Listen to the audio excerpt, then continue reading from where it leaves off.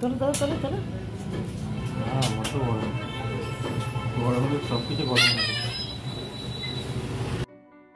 নমস্কার, কেমন আছেন সবাই? বাঙালির ঘরোয়া রান্নাঘর আর লাইফস্টাইল চ্যানেলের নতুন একটি ব্লগে আপনাদের অনেক অনেক স্বাগত জানাই। সকাল সকাল দেখলেন আমরা একটু পেট পুজো করে নিলাম। বেরিয়েছি অনেকটাই সকাল সকাল, এখন ওই 9:30 মতো বাজে। আর আমাদের এই যে বাগনানের কালী মন্দির, আপনাদের তো দেখিয়েছিলাম, আমি কালী মন্দিরে একবার ভিডিও করেছিলাম, আপনারা দেখেছেন। বাগনান যেতেই আমাদের বাড়ি থেকে এই কালী মন্দিরটি পড়ে। তো যাই হোক, আমরা ওখানে তো একটু টিফিন করে আর কালী মন্দিরকে ছাড়িয়ে চলে এসেছি। এখন আমরা উঠছি হাই রোডে, আছি এখন আমাদের বাগনান ওভারব্রিজে। ভাবছেন সকাল সকাল কোথায় যাচ্ছি? আজ আমরা যাচ্ছি ফাইটার দেখতে। আমার তো মনে হয় না ফাইটার দেখতে এখনও কারো বাকি আছে, তবে আমরাও জানেন বেশ কয়েকদিন আগেই দেখেছি, মানে 25 তারিখে রিলিজ হয়েছিল, আমরা দেখেছি 26 তারিখে। ও অ্যাক্সিডেন্ট করে দিয়ে পালিয়ে যাচ্ছিল, মানে অ্যাক্সিডেন্টটা করেছে, খুব বেশি বাড়াবাড়ি নয়, কিন্তু দাঁড়ায়নি, চলে যাচ্ছিল। ওই একটু ঠুকে দুক আর যাই করুক, দাঁড়ানো উচিত ছিল, যারা না দাঁড়িয়ে চলে যাচ্ছিল, ওই জন্যই ধরেছে। সব জায়গাতে ওরা গ্রুপে আছে, ওই তো মেয়েগুলোও আছে, ওই তো।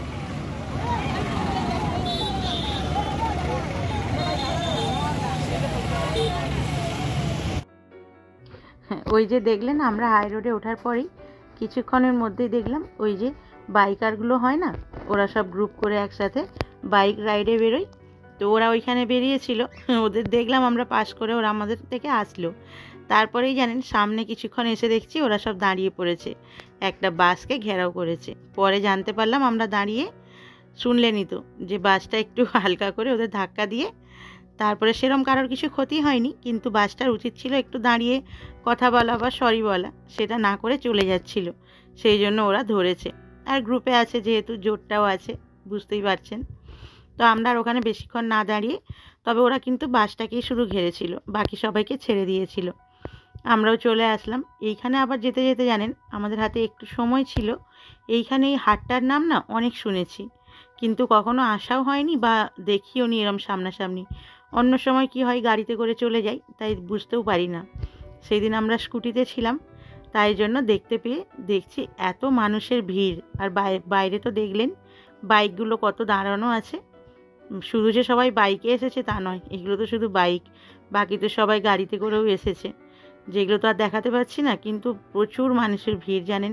এরম পাশাপাশি 2-3টে হাট আছে, আমরা তো একটাতে ঢুকেছি, কিন্তু এখানে এসে দেখছি সব কিছুই বেশি পাইকারি রেটে বিক্রি হচ্ছে, মানে পাইকারি দরে, মানে সিঙ্গেল খুব কম লোকই দিচ্ছে, খুব কম দোকানদাররাই আছে যে সিঙ্গেল বিক্রি করছে। যাই হোক, আমরা দেখে চলে আসলাম, খুব বেশি সময় যেহেতু ছিল না, পরে কখনো আসার চেষ্টা করব, সেই দিন খুব ভালো করে ভিডিও বানাবো। তো এখন দেখুন আমরা চলে এসেছি অবনী মলে। অবনীতেই আজকে আমরা দেখব ফাইটারটা। 2024-এর শুরুতেই খুব ভালো একটা, মানে বলিউড আমাদেরকে খুব ভালো একটা সিনেমা মানে উপহার করেছে বলা যায়। আমরা এর আগে তো অনেক দেখেওছি, অনেক ফোনে মানে সোশ্যাল মিডিয়াতে অনেক এর রিভিউ দেখেছি।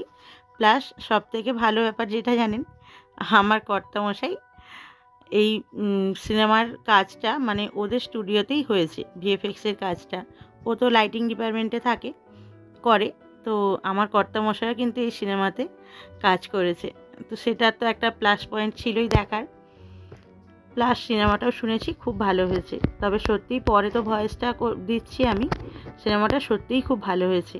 আপনারা যারা এখনও সিনেমাটা দেখেননি, অনেকেই তো দেখে নিয়েছেন, কিন্তু যারা এখনও দেখেননি তাদেরকে রিকোয়েস্ট করব একবার সিনেমাটা দেখে আসুন।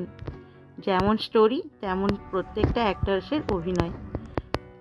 তো যাই হোক, এখন যেই সিনেমার অ্যাডটা দিচ্ছিল, মানে সিনেমার হলে সিনেমা চালু হওয়ার আগে, জানেন ওটা একটা কমেডি মুভি ছিল, কিন্তু দেখে বেশ ভালো লাগছিল।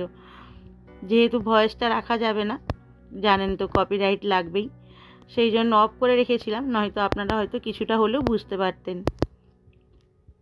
আমরা এখন হলের মধ্যে বসে পড়েছি, এখন অপেক্ষা করছি কখন মুভিটা চালু হবে। ওই দিন সিনেমাটা দেখার পর জানেন আমার শুধু একটাই কথা মনে হচ্ছিল, এটা অবশ্য আমার মনে হয় অনেকেরই মনে হয়েছে যে ঋত্বিক রোশন আর দীপিকা পাডুকোনের এর আগে আমরা কেন কোনো সিনেমা দেখিনি একসাথে। সত্যিই খুব ভালো লেগেছে জুটিটা। আশা করব পরে আবার ওদের একসাথে এরম দেখতে পাবো। যাক, আমরা তো খুব ভালোভাবে মুভিটা দেখলাম। মুভিটা এখন শেষও হয়ে গেছে। এই যে এখানে দেখুন নিচে নামগুলো দেখাচ্ছে, এর মধ্যে কিন্তু আমার কর্তামশাইয়ের নামটাও আছে। সত্যিই বেশ ভালোও লাগছিল জানেন দেখতে, ভাবতেও ভালো লাগছিল। তো যাই হোক, আমরা তো সিনেমা দেখে বেরিয়ে পড়লাম এবার বাড়ির উদ্দেশ্যে। তবে তার আগে ইচ্ছে ছিল মলটা একটু ঘোরার, কিন্তু বেশি সময়ের অভাবে আমরা মলটার ওখানে ঘুরলাম না। এর আগে আমি অবনী মলে কখনো যাইও নি, ওটাই ছিল প্রথমবার। কিন্তু টাইমটা এতটাই বেশি হয়ে গিয়েছিল, মানে আমাদের কাছে ছিল না, সেই জন্য আমরা আর ওখানে দাঁড়াইনি।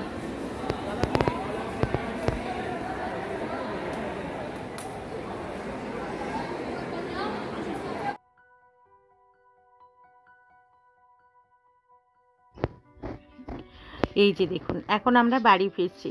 এইখান থেকে আমরা জানেন একটা খুব বড় ব্লান্ডার করেছি, মানে খুব বড় ভুল করেছি। আমরা এখান থেকে কিভাবে জানি না, যেদিক থেকে ঢুকেছিলাম তার ঠিক উল্টো দিক থেকেই বেরোলাম জানেন। কিন্তু ওই যে শহরের রাস্তা, খুব একটা তো আমরা এইভাবে আসি না সেদিন, সেই জন্য ভুলটা করেই ফেলেছি।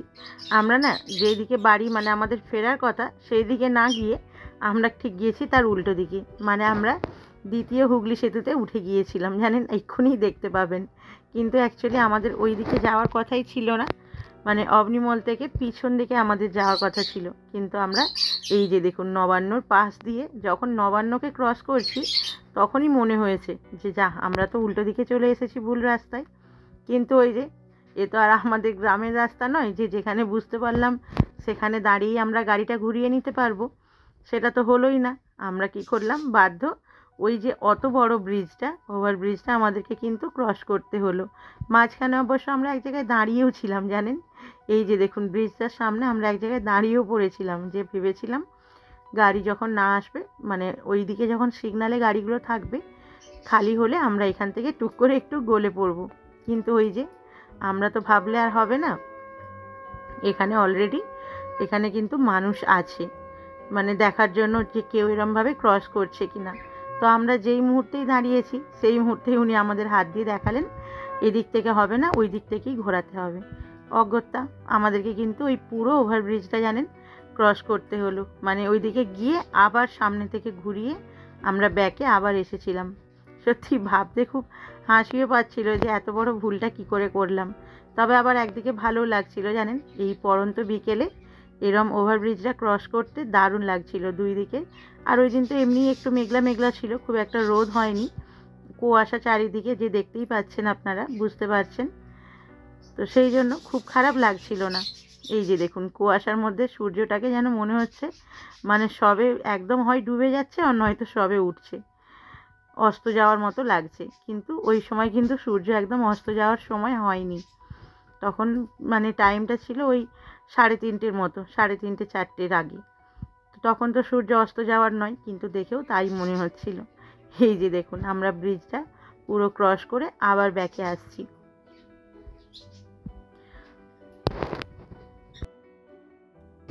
তবে ওই দিন আমরা ওই যে বললাম অবনী মলের সময় না পেলেও জানেন আমাদের যেহেতু এতটা আসার ছিল, তো বাগনারে আমরা এখানে দেখুন এই যে বিশাল, এখানেও আমাদের একটা ছোট্ট মল আছে, তো ওইখানে ঢুকেছিলাম। অল্প কিছু জিনিস নেওয়ার ছিল, টুকিটাকি কিছু আমাদের জিনিস নেওয়ার ছিল, তো ওইটা নিয়ে আমরা তাড়াতাড়ি আবার চলে এসেছিলাম। তাই এখানে আর ভিডিও করা হয়নি বলতে অ্যাকচুয়ালি একটা দাদা ছিল একটু বারণও করলো, সেই জন্য ভিডিওটা আর করিনি।